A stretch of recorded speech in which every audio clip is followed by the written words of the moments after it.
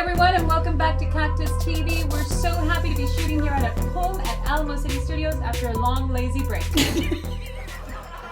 Hello. No, don't talk. No,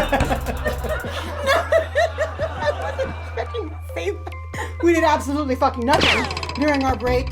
So now we're back with CEO and founder of Alamo City Studios. If you don't know what that is, it is a multifunctional, high-tech production space that's available with different types of studios for you to rent. It's all inclusive here, so make sure you check it out.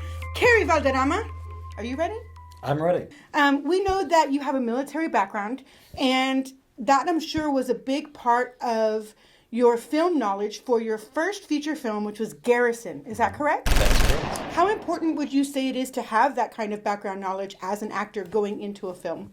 I mean, I think that it's really important for any upcoming actor, director, writer to write what they know. Because you're really able to have an honest experience, whether it be on the page or on the screen. And so when I decided to go in to the indie film circuit and be able to tell this story, Garrison just felt that it would ring true instead of me trying to be like Carlos Escobar. Pablo Escobar or something like that. Yeah. So, All right, and taking it back to production, you don't just do film, right? You do music videos, commercials, movies. What are some of the favorite projects that you've had? I mean, certainly being able to work here in San Antonio. I mean, we've done a lot of really great stuff. We did a really cool Nike commercial with Kawhi Leonard that we're able to.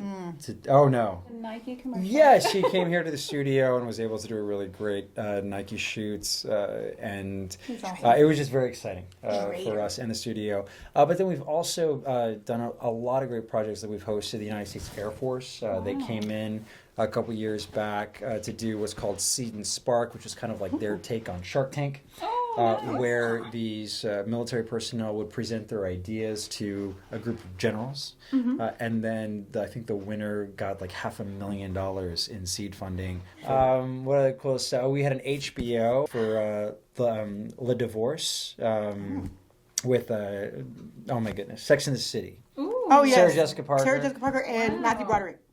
Right, no, but her husband in The Divorce, in the HBO television series, in The Divorce. I've seen that show, but I don't remember the Well, they came. They were able to come in and do some really cool behind the scenes stuff here as well. And then, of course, we have an up and coming television show that's called Second Chance, which is being shot here now. I started shooting last year, and they're going to start shooting this week. In addition to being a filmmaker, director, producer, business owner, you've also recently written a graphic novel, correct? And that's called OBE, or Out of Body Experience. And that's going to be coming out in April of this year, right? That is correct. I know a lot about you now. I'm very nervous. Yes, don't be nervous. You should be. It's all good stuff. Nervous about the book coming out. Oh! I don't really know that much about him, guys, okay? So April 28th, they're going to be releasing it nationwide, comic book stores, online. It was all done here in San Antonio. So we had an amazing artist named Christopher Allen, an amazing colorist named Lee Duig, myself and my writing partner, Sam Bratton, who worked with me on Sanitarium as my co-writer. And we wanted to make this a San Antonio own. And so the graphic novel actually all takes place here in San Antonio in the year 2062. Oh. So it's this dystopian sci-fi thriller where essentially it's a what if. Right. What if tomorrow the entire world figured out how to astral project or how to have an out-of-body experience? Wow. What would happen to the planet? And where would we be in 2062? And so, but at its heart, it's a detective story. Yes. Ooh, I know. So it's Super a very, excited it's a about very that. cool through line that we can all get behind, which is a murder takes place, detective is on the case, and then you're trying to figure out who did it. So we know that San Antonio is one of the top 25 places for filmmakers, and you are a part of that success. So thank you for that. When and why did you decide to form ACS, and what are the plans for the future? All right, so 6 years ago, we just got to celebrate our 5th year anniversary. Thank you very much. So now we are in our 6th year, or 6th season, as we like to call it. Nice. 2015, myself and a group of filmmakers, writers, directors, editors, we kind of came together, and really was a grassroots effort of artists here in the city wanting to create a production hub. People have been talking about Hollywood coming in and building a big production facility, or the city of San Antonio building a big production facility. And we said, you know what, let's not wait until these magical, mystical things happen. Let's all get together and let's make it happen ourselves. I would be interested to know, so you got your bachelor's degree in political science, and then you went ahead and you decided, I'm going to get my master's degree, like several people do, and you stopped halfway through that international relations program to pursue the arts. What was the spark that really kind of made that a reality for you to actually say, let's go do this? Sure. I accidentally asked Vanessa's question. That's okay. Sorry. I'm ready. I was ready for it. You're good. We'll flip it. Much to my parents' hatred towards my decision of when I was right before I dropped out of my master's program. I was supposed to join the State Department. I was supposed to go work in the Narcotics Affairs section and do eradication of coca and opium in Bolivia and Peru. Where you're from. And so I'd really been groomed for the position. I don't know. When I was in Afghanistan and I came back, I went through the Fort Bragg murders of 2002, 2003. Oh, wow. There were a lot of soldiers suffering from PTSD. It wasn't nearly as covered as it is now back during that time. And so I don't know if I was just writing to kind of deal with my own issues that I was going through it, but I kind of wrote this short story about the soldier who comes home and finds a wife with someone else and ends up, committing these horrific acts, which is all based on a true story. It really did happen. To you? No, but to many soldiers, to many soldiers, both men and women. So, Way to make it not funny again. I know, serious. Wow. Serious. I was gonna make a joke, and then I realized you took it back to the serious. Well, this is what prompted me to withdraw. I started writing this script, and then not about you. Got it. And then I met my producing partner at the time, who was Elizabeth Ingalls, and she had read it, and she said, we have to turn this into a movie. And of course, neither one of us had ever done that, but then we just kind of went through the motions and started making a film. So how different is it to be in the director's chair, because I know you act as well, versus being directed? Interesting enough, I love acting. I love acting and I love directing. But during Garrison, I was doing both, and so it was much harder than I had originally anticipated. No pun intended. Were you running back and forth like? Yeah, very much so. And so after Garrison, I just decided to retire my acting and focus solely on directing and producing. So you like telling people what to do? Telling a story. Yeah, he's got a vision. So when you have a vision, it's just easier to put that out. I'm just gonna come off as like the dirty perv over here. You always do. Because I'm making these jokes and you're not playing off of them at all. You take it back to serious, and then it's just me thinking these things. Sexual and I know harassment. There's sexual harassment. I know other people are thinking these things too. Okay, I know it. Like when you said it's harder than I thought. Okay. I know I'm not the only one. Dang it. All right. Okay. What was the spark that made I asked that one. That's what threw me off.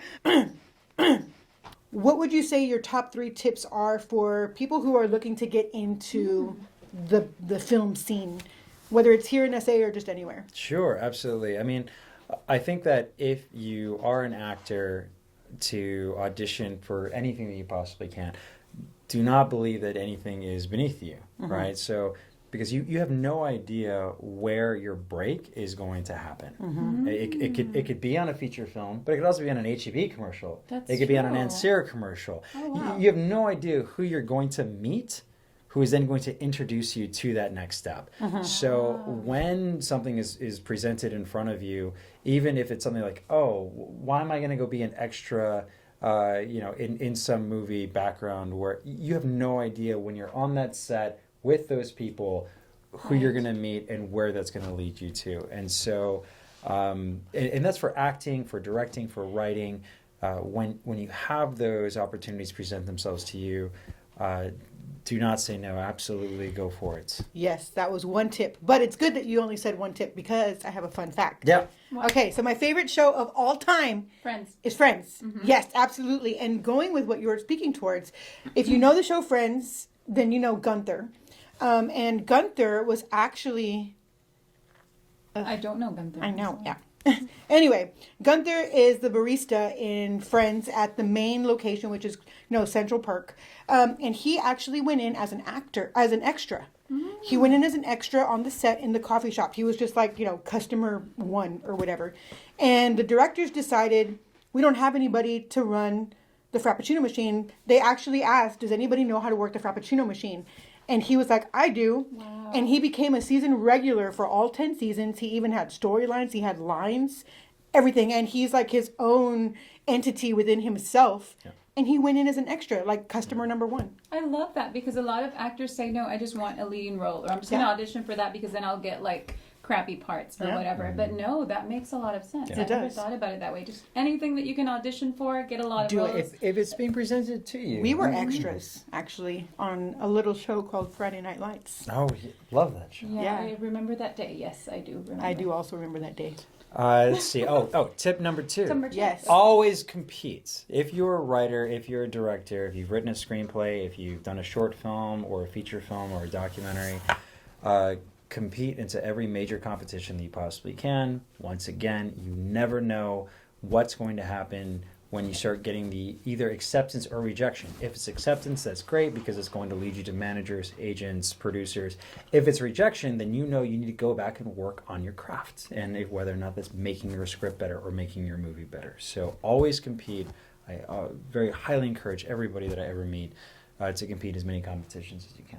So you do recommend the festival circuit and all of that? 100%. We did a first cut of Garrison, which we sent to many festivals. One of them was the Dallas International Film Festival, which we got rejected by. Yeah. Then we did a second cut of Garrison. We submitted to a whole bunch of festivals. One of those festivals was the Dallas International Film Festival, which we got rejected by. Oh, man. And then the third time was for Sanitarium, which I submitted to, and then I premiered at the Dallas International Film Festival. Yes! So you never know.